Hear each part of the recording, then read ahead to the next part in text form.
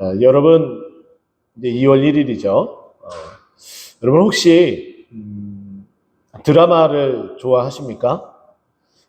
우리나라에서 방영되고 있는 대부분의 드라마의 제작 기준은 16부작으로 일반적으로 이렇게 제작이 됩니다.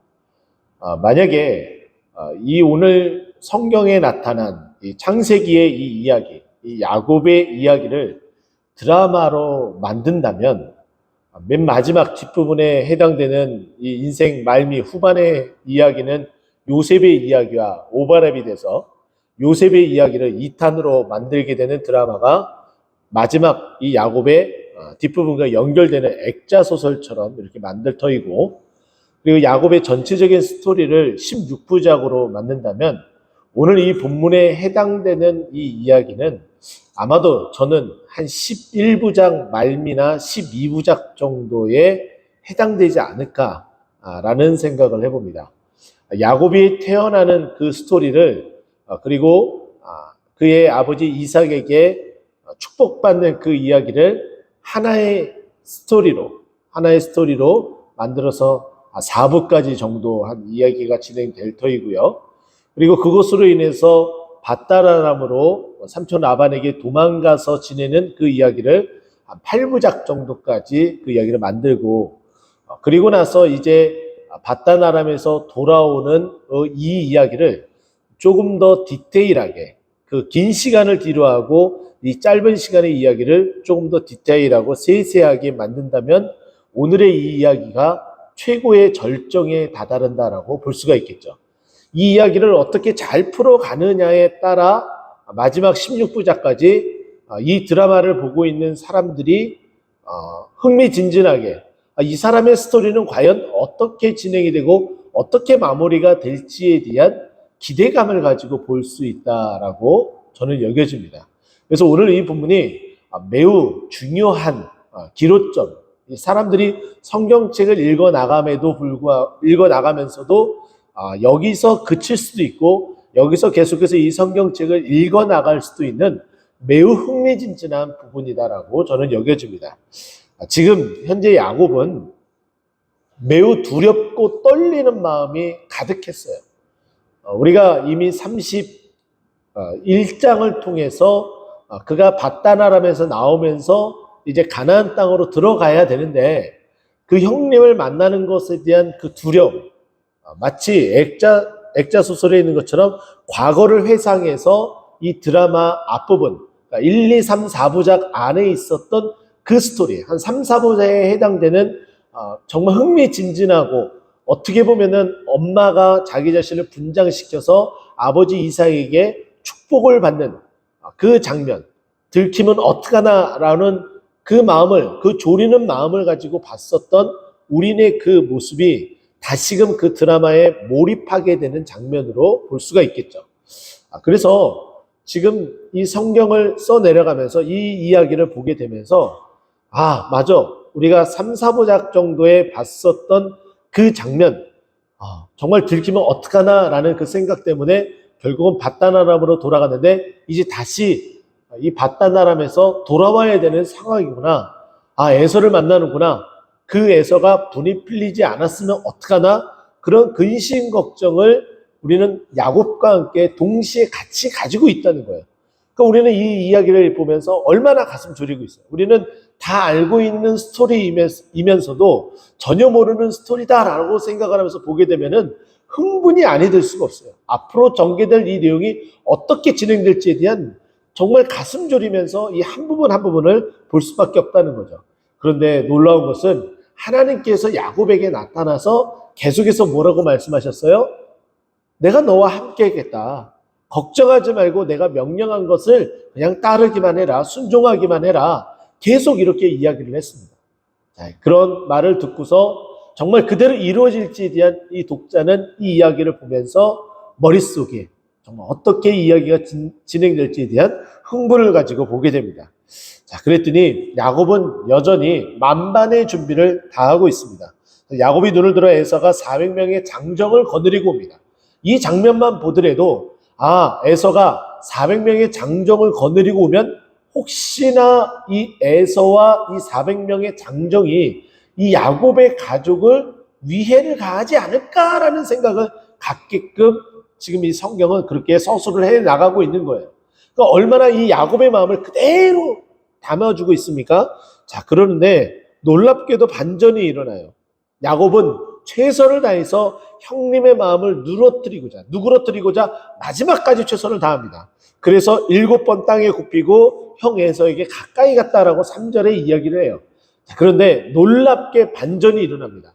그 400명이라는 사람이 울그락불그락 장정들이 다가오는 장면을 하나씩 크로즈하게 되면은 무슨 사단이 나도 날 것처럼 그렇게 느껴지고 있는데 갑자기 반전이 일어나요. 놀랍게도 4절 보세요. 에서가 그냥 오는 것도 아니에요. 달려왔어요. 그 달려오는 모습만 보게 되면은 마치 다가와서 열심히 달려와서 야곱의 뺨때기라도 올려칠 것 같은 그런 분위기를 지금 만들어내고 있습니다. 자, 그런데 에서가 반전이 일어나요. 그를 맞이하고 안고 목을 어긋맞추고 그와 입맞추고 서로 우니라. 이런 반전이 일어날 수 있습니까? 여러분, 성경을 보면서 이렇게 놀랍도록 반전이 일어날 수 있는지 이걸 정말 드라마로 영상미를 통해서 보게 되면은 정말 전율과 소름이 돋을 정도로 와, 정말 이럴 수가 있을까? 이런 반전이 일어날 수 있을까? 정말 이렇게 느껴지게 되는 거예요. 자, 그런데 이와 같은 일이 왜 이런 반전이 일어나요? 그거는 31장에 하나님께서 야곱에게 이야기했었던 약속에 있었던 내가 너와 함께 하겠다. 그것 때문이에요. 그것 때문. 하나님이 함께 하시면은 정말 일어나지 않을 것만 같은 그런 대반전의 모습들이 이렇게 나타나게 되는 거예요.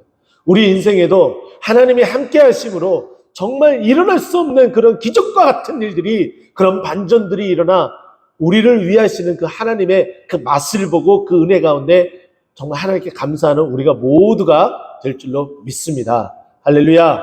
자, 그래서 이 에서가 이제 야곱과 함께한 그 사람들에 대해서 질문을 하게 됩니다. 자, 그랬더니 야곱이 이렇게 이제 이야기를 하죠. 5절 말씀입니다. 하나님이 주의 종에게 은혜로 주신 자식들입니다. 네, 하나님의 은혜에 대해서 이야기를 해요. 자, 그리고 나서 에서가 또다시 묻습니다. 네가 지금 가지고 있는 이 모든 것들은 뭐냐? 라고 묻는 거죠. 그게 8절입니다. 자, 그랬더니 지금 야곱이 뭐라고 얘기하냐면 내 주께 은혜를 입으려 함이니이다. 내가 이거 형님을 위해서 준비했습니다. 라는 이야기예요. 여기서 내 주라는 것은 형님을 이야기를 합니다. 자, 그리고 나서 에서가 또 반전을 일으킵니다. 당연히 그 얘기를 하면 그래? 그러냐? 고맙다. 이렇게 받아들일 것만 같아요. 자기가 알고 있는 형 에서라면. 근데 또 반전이 일어나요. 9절. 에서가 이르되 내 동생아 내게 있는 것이 족하니 내 소유는 내게 두라. 아니다. 나는 괜찮다. 나도 정말 있을 만큼 있다. 이렇게 얘기하는 거예요. 당연하겠죠. 장정 400명을 거느릴 수 있는 거부예요. 거부. 아브라함이 우리가 알고 있는 것처럼 조카 롯을 위해서 달려가서 싸웠을 때에 집에서 훈련된 자가 몇 명이었냐면 318명이었습니다. 근데 그 318명을 데리고 올라갈 그 당시 왜 이렇게 나눠지고 이 자신의 조카 이 롯이 끌려가게 되는지에 대해서 이야기를 할 때에 재산이 많아서 각각의 종들이 다투었기 때문이었다라고 성경은 이야기를 했어요. 그러면 그 정도로 재산이 많았다고 증거를 하는데 아브라함보다 어떻게 해요? 더 많아요. 318명이 아니라 거의 100명이 더 가까운 82명이 더 많은 400명의 장정을 거느리고 온 거예요. 그러니까 얼마나 더 많겠습니까, 재산이? 그러니까 에서가 이 말하는 것도 그대로 맞는 말이겠죠.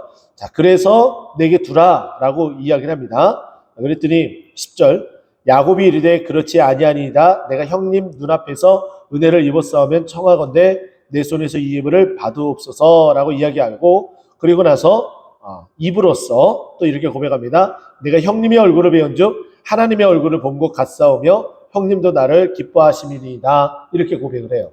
자, 여러분 보세요.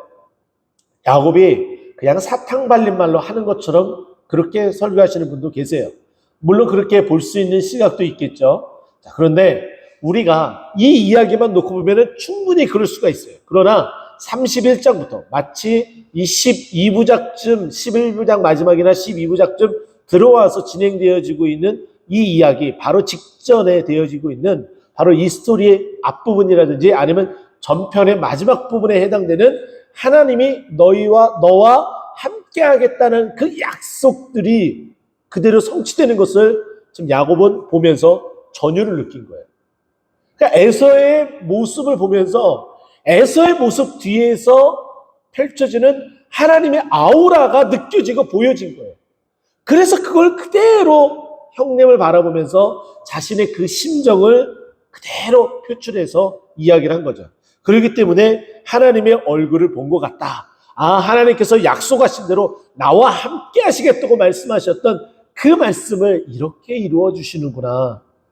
나를 다 용서해 주시고 나를 안아주고 그리고 내가 준비한 것마저도 이렇게 극구 사양할 정도로 하나님께서 나와 이렇게 함께 하셨구나 라는 것을 몸소 느끼고 전율이 오르고 에서의 얼굴 뒤편에 하나님의 그 넉넉한 웃음, 내가 너와 함께 하겠다고 하지 않았느냐? 라고 말씀하시며 넉넉하게 두 팔을 펼치면서 이렇게 은혜를 베푸시는 그 하나님의 그 모습을 이 야곱은 본 거예요. 그러니까 형님을 보면서 이렇게 정말 말을 표현할 수가 있는 거죠. 그러면서 이 이야기를 하니까 11절 보세요. 하나님이 내게 은혜를 베푸셨고 내 소유도 조카오니 청하건대 내가 형님께 드리는 예물을 받으소서. 이렇게 하나님께 은혜를 받았다라는 말로 귀결되어집니다. 우리가 10절만 보게 되면은 그저 형님의 비율을 맞추기 위한 말이었을 것이다라고 추정이 가능하겠지만 이 11절까지 보게 되면 이렇게 표현할 수밖에 없는 것은 하나님이 함께 하시겠다는 그 약속의 말씀이 성취되었기 때문에 그 에서의 얼굴 뒤편에 펼쳐지는 하나님의 모습 때문에 이렇게 고백할 수 있었던 거예요. 그래서 11절에도 하나님이 내게 은혜를 베푸셨습니다 라고 마지막까지 권유를 하고 이제 다 줘도 아깝지 않은 거예요. 하나님이 나와 함께 하시면은 이 재산 모두 다 사라지더라도 하나님이 함께 하시면은 내가 두려울 것이 없다라고 고백할 수 있는 이 믿음의 경지까지 이른 거예요. 자, 그리고 나서 이 스토리가 어떻게 잠잠히 이야기가 마무리되어지면서 다음 편으로 이어갈 그 이야기의 시작점을 알리는 부분까지 나아가게 되는데 이러고 나서 이제 에서와 야곱이 헤어지게 됩니다. 에서는 세일산으로 가게 되고 그리고 야곱은 숫곳이라는 곳에 이르게 됩니다. 그 숫곳에 세겜이라는 그 땅에 가서 땅을 사고 그 땅의 이름을 엘헬라이로이라고 부르게 되죠. 이 이야기는 우리가 그 뒤편에 나오는 디나 강간 사건을 우리가 알고 있기 때문에 우리는 그저 다음 스토리를 너무나 뻔하게 알고 있지만 전혀 성경을 모르는 사람이 이 이야기 혹은 이 드라마를 본다면은 다음 편에 갑자기 진행될 또 하나의 사건이 이어지는 메소스를 그 근거를 살짝 흘려주고 있는 거예요. 그러면서 이 이야기의 마무리 마지막이 어떻게 되는지 보세요. 정말 기가 막힙니다. 20절 말씀만 우리 함께 봉독하도록 하겠습니다. 같이 보겠습니다. 거기에 제단을 쌓고 그 이름을 엘헬 로헬 이스라엘이라 불렀더라. 여러분 보세요. 이 이야기의 마지막 종결은 이렇게 돼요. 야곱이 바로 전편 32장에 하나님의 사랑, 하나님과 씨름하여 이기게 됐잖아요. 그래서 자신의 이름을 야곱이라 부르지 않고 이스라엘이라 부르시겠다고 말씀하셨어요. 하나님께서 함께 해주시겠다는 약속이기도 하였죠. 그랬더니 에서와 만나서 이 모든 문제가 소위 말해서 해피 엔딩으로 끝나게 됨과 동시에 이 해피 엔딩을 주는 분이 누구인지 이 드라마는 우리에게 이제 마지막 이 끝나는 부분에서 살짝 흘려주고 뒤안길로 사라지게 됩니다. 그 땅의 이름을 엘렐로헤 이스라엘, 이건 뭐냐면은 하나님 이스라엘의 하나님이라는 거예요. 왜 이렇게 이름을 줬다고요? 하나님이 함께 하심을 몸소 보고 체험했기 때문입니다. 여러분의 삶 가운데 어떠한 작은 사건 하나하나 아니면 큰 사건 하나하나 그 모든 그 이야기의 끝은 야곱의 이야기처럼 해피엔딩이 되어질 것이고 그 해피엔딩이 되어지는 그 마지막 끝자락에 우리는 무엇이라고 고백한다고요? 엘헬로헤 이스라엘, 하나님 이스라엘의 하나님이라고 고백하는 해피엔딩의 진정한 주인공은 우리가 아니라 우리 주님, 우리 하나님인 것을 우리 이렇게 고백하며 주님께 영광 돌리는 우리의 모든 삶이 되기를 간절히 축원드립니다. 기도하겠습니다.